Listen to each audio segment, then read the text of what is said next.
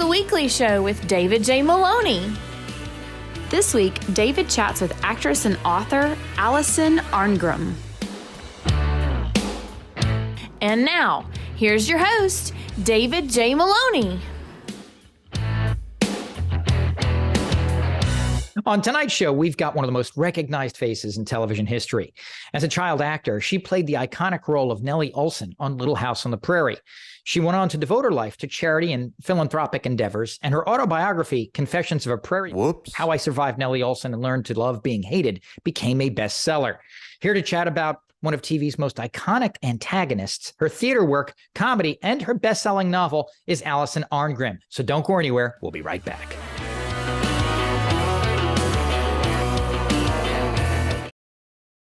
Our featured guest tonight has a face that is instantly recognizable to anyone who's been around long enough to happen upon an episode of Little House on the Prairie or who grew up disliking her character, the antagonist Nellie Oleson. Here to chat about her incredible life and best-selling novel, Confessions of a Prairie B, How I Survived Nellie Oleson and Learned to Love to Be Hated, is none other than Alison Arngrim. Alison, welcome to the show. Hi. Thank you. Thank you for having me. I like that. I know, disliked her character. Yes. Hate me. So you burst into the scene with your iconic role as Nellie Oleson in Little House on the Prairie, but I'd love to know what life was like before your first steps into Hollywood and that bit of fame. You came from a family that was already in a business, as I understand it, and I'm curious kind of what life was like for you growing up. Okay. I started working when I was 5. So Little House was technically not the beginning of my career. Actually, it had a whole career before. I always tell people Little House was my comeback role at 12. Wow. I started working when I was 5. My Screen Actors Guild card actually says member since 1967. So my whole family were in show business. My parents actually founded the Totem Theatre in Vancouver, Canada. If anybody, Canadians or anyone's into that, if you look at Canadian history, they're there. And then they got into radio. So my mom got into cartoons. My mother was the voice of Casper the Friendly Ghost, as well as Gumby. You know, they have a lot of the gang are up here. Gumby and Sweet Polly Purebred, Underdog's Girlfriend, and Davy of Davy and Goliath. My dad, after a brief career on Broadway, went into managing other actors, and he wound up working for Liberace and Debbie Reynolds and all sorts of people. And so that was crazy, because at one point when I was about 8, my dad was like working for Liberace full time, which is completely bonkers. And then my mom was a cartoon.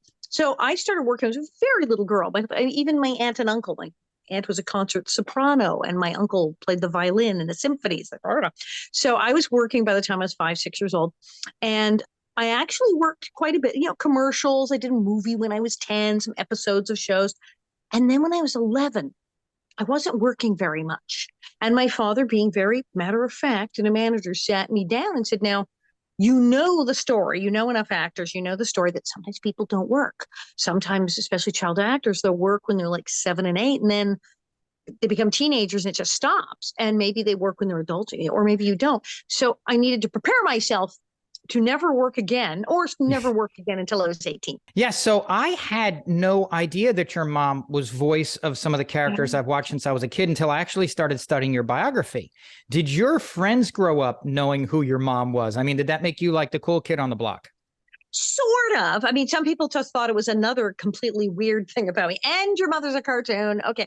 But some of the kids did like it when I was like in 2nd grade. And I talked about it in the book, that she'd walk me to school and the kids go, so would you do Casper for, and she's like, sure, to say, 7 o'clock in the morning, and she's, completely exhausted, hair and curls. Okay, fine, kids. Hi, I'm Cat. She would do it no matter how early it was, whether she had her coffee or not. She was she would do it on the spot. So she would do Casper and Gumby and everything. And they did like it. And the funny thing is years later, when I was in my 20s, I met this group of guys, of course, guys in their 20s. They were animation nerds and into the old cartoons and into anime. And they're like, wait, your mom is the voice of Gumby, Casper, and Sweet Polly. Can she come to our party?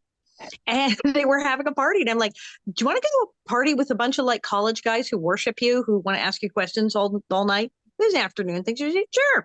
And she did. She was the guest of honor at a party with a bunch of 20, 21-year-old like nerds who asked her questions, and she was thrilled. She was like, absolutely. What do you want to know? So, and you were saying that your dad managed these people like Liberace. Who was the first like huge, famous, person that you remember meeting at such a young age that kind of stuck with you? Was it Liberace? Oh, no, let's see who. Liberace was amazing. I mean, I went to his shows and everything, and he lived up the street. We rented a house in the Hollywood Hills to be close to Liberace, and we all the neighbor kids, let's go trick or treating at Liberace's house. He's going to have something interesting. He'll have the best candy, I'm sure. He'll have the best, and he would be out at some party, but he'd have the butler come with this tray, and we were darling little jack-o'-lanterns, little black and orange plastic jack-o'-lanterns with these really nice jelly beans. He had the best candy. So we met all kinds of people. I remember I met Vincent Price when I was young. I met all sorts of, one of the celebrities I met was really little, and I talked about the book. She's not as famous here, but she was in the movie Thoroughly Modern Millie was her big claim to fame here. She was a British Canadian star, B. Lilly, and she was very big in the music hall days in England, but she wound up being a character actress, and her big claim to fame, she was in the 60s movie Thoroughly Modern Millie, is the evil villain who kidnaps the girls. Marvelous. When I was friends with her, I was like 5 years old. And then, my dad started managing people for Liberace and Debbie Reynolds and all these people. And then people before they were famous, like, Michael Onkeem was very famous, Twin Peaks and all of his many movies and everything. Well, Michael Onkeem, so weird. His mom was best friends with my parents in the theater. My parents did plays with Michael Onkeem's mom. And so I knew Michael growing up. And my father managed him around the time he did The Rookies. And my dad was his manager. My dad was one of Susan Anton's first actress, singer Susan Anton. Before she was really famous, my dad took her to the Tokyo Music Festival when she was just breaking as a big singer. Before Dudley Moore. Right before Dudley Moore, and all that. But absolutely, he was your manager, and they went to Tokyo and everything. So there were all kinds of celebrities constantly going through our house, and so it was. We lived in the heart of Hollywood. We lived in West Hollywood. My agent, when I was a little girl, Lou Sherrill, who got me the job on Little House and negotiated that contract, he was Adam West's agent. So yes, Batman. I could tell people I have Batman's agent. Yeah, you can't beat that. My mother is Casper, and I have Batman's agent. That's funny.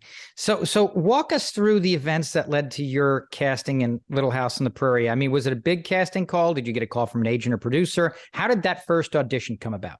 Well, that's what's so crazy. It was like a multi-audition process. It was so thoughtful. So they realized they're going to finally make the books. There had been a guy, Friendly had gotten rights to them, and he couldn't talk anyone into making the show. He was a big producer, and I was like, Little House on the Prairie.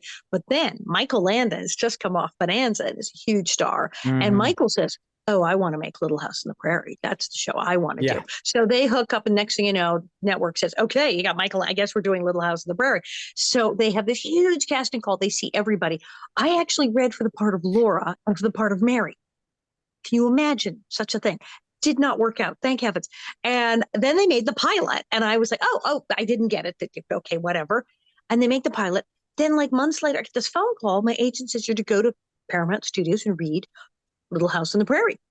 I said, I read for Little House on the Prairie already. They did that. They made they're making the series. It's sold. They have apparently there's a bunch of other people. It's cast of thousands. And I don't know. I get there and I don't know who Nellie Oleson is. I haven't read the books. You don't even know what you're reading for. Not a clue. And they didn't tell me, by the way, she's the villain. I had no idea. So I get there and I get the script, and I'm sitting there with my dad, and I start reading it. And I turned to my father. I said, this is not a normal audition. He said, what do you mean? I said, this girl's a total B-word. She's horrible. My father said, what are you talking about? I start reading it for my dad. He starts cracking up laughing. He can't help it. He goes, she's awful. I read it for him. He said, okay, you go in there and you do it exactly like that. Don't change it. Don't change the thing. He said, in fact, don't rehearse it again. In fact, put those pages down and don't even look at them again. You just go in and just do that. Just do whatever the heck you just did. I went, all right. And I went and I did. And there was Michael Landon and Kent McRae and Ed Friendly, the producers. And they said, go right ahead. And I start reading and they start laughing. They lose their minds. And it was that part about my home when she reads the essay in school about my home's the best home in all of Walnut Grove. And they're dying. And they said, would you do it again, please? And I said, yes. Would you like me to change something more this way? And they said, no, just read the thing about the house again. They laughed so hard. So I read it. And that was it. I got out of there, and there were other girls there. But when I got home, my agent he was on the phone and he said, no, you got, like, basically I left the room and they were like, we're done. We're done. We're done. That's it. I was hired on the spot. My agent was on the phone going, no, wardrobe fitting. You're done. You're on the show. And it was a 7-year contract. I had to go to court and everything. And so I was absolutely in shock. And then I get there and Melissa Gilbert and I, of course, there we are playing mortal enemies. But as soon as we met, we liked each other. We bonded immediately. We were immediately friends. It was like, and now we have to hit each other in the face. Okay. Yeah. So that was very strange. Now I got to push somebody down a hill in a wheelchair. Yeah, right? Like, wait, we like each other. What are we doing? I'm pushing you down a hill in a wheelchair. Oh, you are? Well, I probably deserve it. Okay. Yeah, we love that one. That episode, Bunny, where she finally has just had enough and shoves me down the hill. It would be hard probably at that time for anyone to see the ramifications into the future. But did you at any point in time ever worry about playing one of TV's most, villainous roles, and how that might affect your image overall and how people would view you personally as an actress? Or were you too young at that time? Or did your father spot it from his experience? A little of all that, because on the one hand, we had no idea how enormous the series Little House on the Prairie would become. We had no clue. Every year when it got renewed and they said, yes, we're going back, we're like, wow, oh, they picked it. Like, we were all surprised. We didn't realize how huge a hit this thing was. And I guess around the third year, I went, hey, this thing's like in the top 10. And I also realized, hey, wait, when they do the big season opener episode and the big season closer, it's like about me. Oh, wait, that's a hint. Hello, maybe this is working. And I knew I was a villain and I knew people hated me and I enjoyed that. I always liked villains in horror movies. So I was like, yes, I'm bad. This is great. When the show did go on and on and on, I remember my father expressing concern, like year 7. He's like, if you sign up again for another 7 years, I mean, it's going to be like Miss Kitty on Gunsmoke. You're going to be this lady on the West. Because I grew up on the show. By the time the show ends, I'm a grown woman. I'm like 19 years old and they gave me a husband. I got married on the show. I had children on the show. It's like, oh my God, I live here. And my dad said it could turn into a thing where you're just absolutely locked into this Western. And he wasn't so worried about the being the bitch, or he said, that's kind of good. He said, anybody can play the sweet, pretty girl, but to play this terrible person, he said, that's good. And he said, it's also, because you're funny. And I had started doing stand-up comedy by then as a teenager. He said, that's really good. Beauty fades, but funny is forever. Yep. And so he said, you could be a great sex symbol in your 20s, but what do you do later? Whereas if you're funny, well, you can just go. As we saw Carol Channing and all these. Carol Channing, Phyllis Diller, Carol Burnett. Phyllis Diller to 93, Carol Channing to 100. Carol Burnett's still doing it. Betty White to 100. Yeah. He's like, you can keep doing that. So I was like, good idea. So the idea that it was the comic relief, there was a villain, we're like, well, this is probably really good because you're not just, oh, she's plays a sweet girl.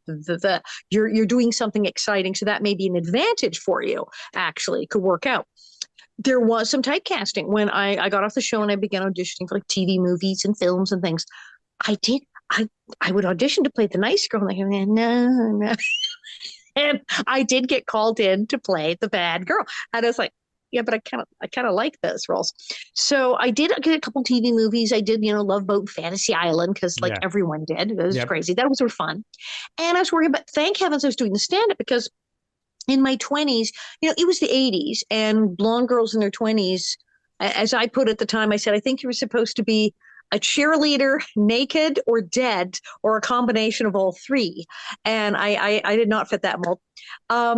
So I was doing the stand-up and that allowed me to travel and I was doing theater and all this stuff. And now I totally get called for really, really bad villains. It's really fun. I just did a play down in North Carolina at the Judson.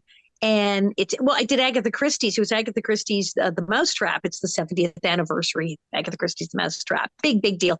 And I played Mrs. Boyle, who is awful. She's so mean that literally one of the characters has a line that after I leave the room, the woman actually turns around and says, bloody old. Oh no. And the audience applauds.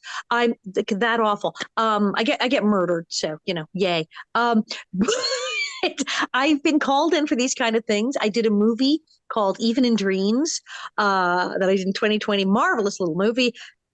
Really nice movie about a nice girl who's trying to make it in the music industry. But I played the terrible, evil manager who tries to exploit her and ruin her life.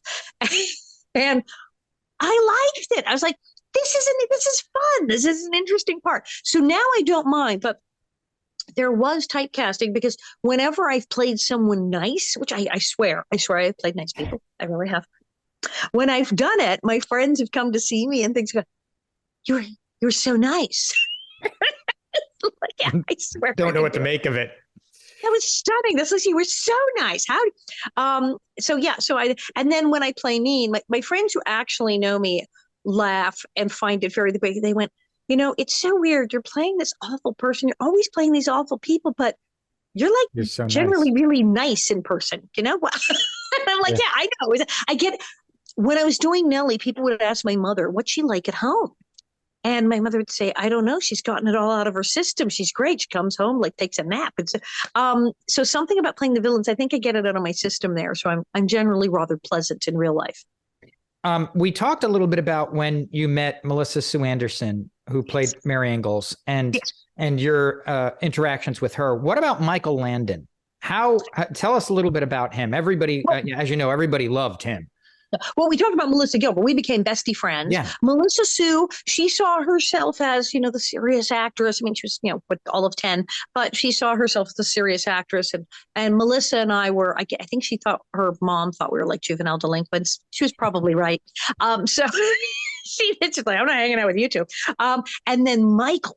So Michael, the big thing people say is like, was he that good looking in person? Yes. The teeth, the white teeth and that mane of hair. He did spend hours on that hair. He did. He loved that hair. He was constantly putting little highlights in, having a color play. He did everything to that hair. But it was amazing. He looked amazing in person. Very, hanging out in Malibu, the tan. He had a gym. We moved to the bigger set. He had a gym built on the soundstage. So when he needed to pump up to have his pecs and muscles, he could do. So he was a little vain. He knew what he looked like. But he really was that good looking, and he was very funny. A terribly funny man. He did not take himself very seriously. He made fun of the fact that he was on Bonanza and people called him Little Joe. He would answer, people would yell, "Hey, Little Joe," and he'd answer, "Oh yeah, hi." "Hey, Little Joe, where's Hoss?" "Oh, he's back at the ranch with Hop Sing," and he'd laugh. He'd make jokes with fans, and he liked practical jokes. He was always fooling around on the set. He would do the weirdest things. Okay. He knew all these women had crushes on him. So there'd be some woman on the set who'd just be like, it's Charles. And he'd go get a live frog because we're on a location. He'd get a frog and stick it in his mouth and then walk up to her and go, "Hi," and just let the frog crawl out of his mouth. Disgusting. He would, and then of course they practically have a heart attack. He would do stuff like this all the time. He had this giggle. He laughed. Michael Landon laughed like a girl. Michael Landon had this high-pitched giggle. You could hear him for miles. You'd be out on location. You'd hear, oh, good. Oh, good. Michael's here. And he laughed, and he liked to laugh. He really reminded me of a kid, because people would say, was he like a father figure? And I'm like, well, to Melissa, obviously, he was playing her dad, so very much. But to me, he was kind of like a naughty teenage boy who'd somehow gotten the keys to the studio. He was wild and very, very funny. I really enjoyed working with him. But I mean, brilliant. You realize he was directing the show and producing the show and starring in the show and writing half the scripts. I mean, the guy was genius. How early did you know that Steve Tracy would be playing your on-screen dad? The day he showed up for work. It's like, when you get married on TV, it's like an arranged marriage. Melissa Gilbert and I were sitting there because she had, okay, she knew she was going to get married. She knew, I mean, come on, Laura marries Almanza. She's like, eventually, I guess they're going to have some guy show up. And ta-da, here's Steve Butler. She didn't get to pick. The only time anybody got to pick, Charlotte Stewart, who played Miss Beadle, when they were casting the guy to be Mr. Sims, who she does wind up marrying. She marries Mr. Sims. They had two guys, and she happened to be there. And they said, "Hey, come here. We're deciding between these two actors. They're both great. Do you have a preference? Hey, you're here. You get to pick." And she looked, and one of the guys she knew, they were both very handsome, but she knew one of them. She'd gone to school with him back at drama school. She went, and she didn't tell them that she already knew him. She went, oh, I think he's really good. She's like the guy she already knew. So I was like, you're lucky, because we didn't get to do that. The kids, we didn't. It was like the Middle Ages, and you're sitting there in your village, and it's like, your husband shall be arriving from the other village. The wedding is at noon. You're like, I don't want to get married. So Melissa, and so they said, well, you're getting married. And Michael did tell me, he said, I have this great idea for her. She gets married, and he's really short, but he won't take anything off anybody. And he's Jewish, and then he leaves the room. And then he comes back and he tells Mrs. Olson to shut up. And, oh man, it's so cool. And I followed him. He's in the dressing room with his yellow legal pads and his pencils. I said, you're writing this now? Yeah. I said, don't we film that in a couple of weeks? He's like, yeah. It'll be done. I said, you're like writing this right now and making this up as you go along and telling me. So he really wanted to do this episode. So we're waiting around, and every guy who walked onto the set, Melissa and I are like, is that him? Is that him? Oh, I hope that he's cute. Maybe it's him. And then Steve Tracy showed up. And of course, he was adorable with the curly hair and the freckles and those eyes. And we're like, oh, let it be him. He's good. Because we knew they were talking about comedy relief, that Percival would be a funny character. They'd be a character actor. And in Hollywood, often when they say character actor, they mean not the handsome guy. Yeah. They mean we're going to get a guy who's not. And when you're where was I, 17? You're like, could it be the handsome guy? And of course, Steve showed up, and yes, he was brilliant and funny and a great character actor, but he was also very handsome. So I was like, yay, score. And he turned out to be a really fun guy too, and we wound up becoming best friends. So. What were your days like on the set of Little House, being a kid, most often amongst, other child actors? I mean, what sticks out to you the most about working in those days with all the other kids? Well, we were really lucky because we had a bunch of other kids. A lot of TV shows, you'll notice there's one kid or maybe two. It's like no kids. So who do they hang out with? I mean, there's usually school is on set. If you're, usually if it's during the school year, you go to regular school. If it's hiatus, there's a break, but you have 3 hours school and set. But you sit in a room. And there's a teacher, but you're basically doing your homework. It's like can be glorified study hall. And sometimes, if you're lucky, you get a really good teacher who says, well, look, as long as we're here, what are you studying? Let's see if we can't help you. And the two girls, Melissa Gilbert and Melissa Sue Anderson, they actually were there so much. The teacher there administered their tests. So she was very involved. But it was like, well, you're here for the week, just do your homework. So if you're just one kid on a show, you can be very isolated. You're only around adults who are much, much older than you. So it can really warp your personality. You don't see your friends from school. And they started at some of the big studios, if they had multiple shows with one kid or two kids, putting them together in a schoolroom. So at least they had each other. Little House, oh my God, we had like 30 kids. She had me, Jonathan, who played my brother, Jonathan Gilbert, Melissa Gilbert, Melissa Sue Anderson, the twins, Robin and Rachel, although they were little. And then you had all these other kids that you had several regular families, because then you had the Garveys and the Edwards and all of these people, those kids. And then, of course, we added Albert. And then we had the school kids who were like, the extras, the school kids. But the town school kids, most shows, they just said, well, we hired a bunch of kid actors to come in. We use the same kids over and over. The same extras over and over again. So they'd be in the school. So you'd see the same kids in school. If normally a 10-year-old gets hired, maybe they're there. If a 10-year-old kid got hired to sit in the school Little House, they go sit there till they're 17. They stayed. And some of them were the children of the crew working on the show. Some of them were the children of the people who worked there, which meant you were not fooling around at work or getting in trouble, because your dad is standing there lighting the shot. Yeah. It's like your dad. But why there. not? I mean, that makes perfect sense. It makes it easy.